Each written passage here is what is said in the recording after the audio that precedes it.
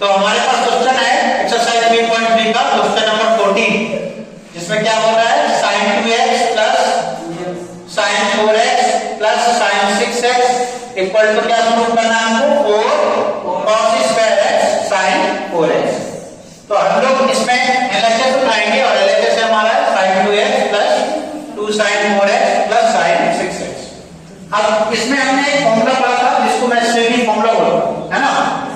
हम फॉर्मूले में क्या रहता है प्लस और माइनस रहता है, और जब फॉर्मूला अप्लाई करते हैं तो इसमें कन्वर्ट कर देता है उसको मल्टीप्लिकेशन, इसमें कन्वर्ट कर देता है मल्टीप्लिकेशन।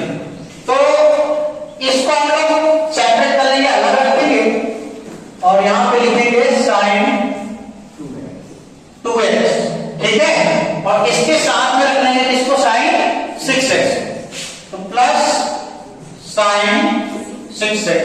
आप लोग ये तो जानते हो कि अगर कहीं 2 + 3 + 5 लिखा है तो हम लोग ऐसा भी लिख सकते हैं इसको 2 + 5 + 3, क्योंकि ये कौन सा लॉ फॉलो करता है एडिशन, कम्यूटेटिव लॉ।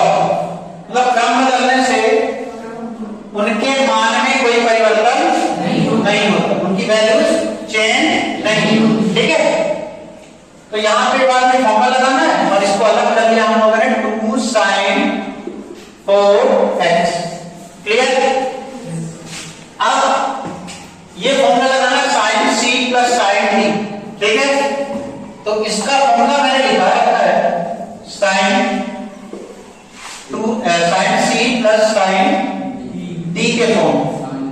ये देखो दोनों साइन के फॉर्मूले हैं और दोनों प्लस में हैं, तो स्टार्ट होता था formula 2 sin c plus d by 2, इसके बाद क्या आता था cos और c minus d by 2। Obviously यहां पे c का रोल कौन था बोलो 2x, है ना, और d का रोल कौन था 6x। बस जहां जहां c और d है वहां 2x और 6x पुट करें तो ये हो जाएगा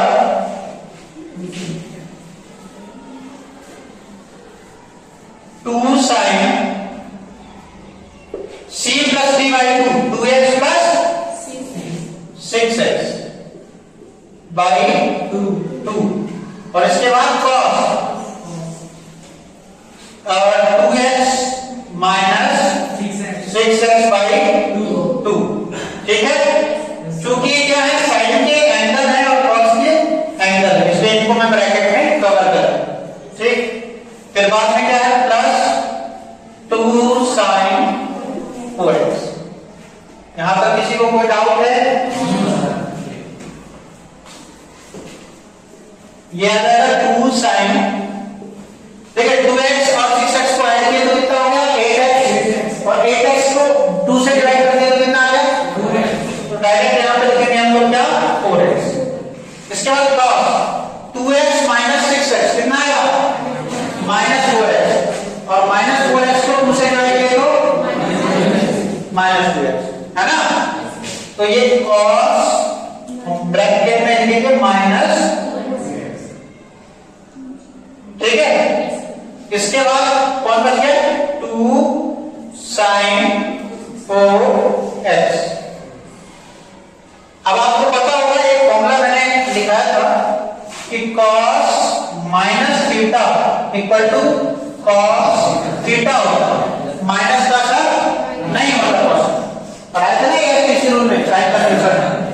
तो इसलिए माइनस को नेगलेक्ट कर देंगे, नेगलेक्ट क्या वो फॉर्मूले की वजह से क्यों है ये मैंने बताया था आपको, sin 4x और ये क्या हो जाएगा cos 2x plus 2 sin 4x, clear है। इसमें देखो 2 sin 4x cos 2x 2 sin 4x, 2 sin 4x इसमें भी है और इसमें भी, इन दोनों को एक टर्म और इसको एक टर्म, इन दोनों से कॉमन बन रहा है नहीं बन रहा, कॉमन बना ना, क्या कॉमन है 2 sin 4x 2 sin 4x है। तो यहां से आप कॉमन ले लेंगे क्या 2 sin 4x, और जैसे ही कॉमन निकला तो ये तो बाहर चला गया, बचा कौन cos 2x,